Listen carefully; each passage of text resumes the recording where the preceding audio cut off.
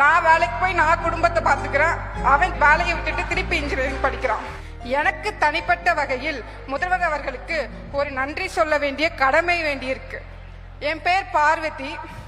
என் ஊர் கன்னியாகுமரி மாவட்டத்தில் உள்ள ஆரல்வாய் மொழி தான் என்னோட ஊர். என் அப்பா டீ கடையில் வேலை பார்க்குறாங்க, அம்மா எதுவும் வேலை பார்க்கல. நான் அண்ணன் 2 பேர் வீட்டுக்கு. நான் 12th முடிச்சு எனக்கு காலேஜே படிக்க முடியாத நிலைமையில இருந்தேன்.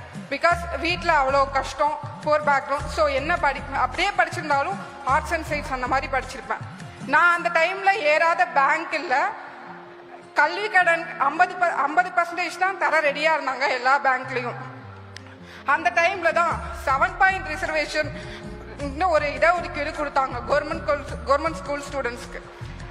அதில் நான் அப்ளை பண்ணேன். எனக்கு கிடைச்சது. நான் one of the best college of Tamil Nadu MIT campus Anna யூனிவர்சிட்டியில் எனக்கு வாய்ப்பு கிடைச்சிது. இப்போ நான் படிச்சுட்டேன். படித்து முடித்து நல்ல வேலையும் கிடைச்சிருச்சு.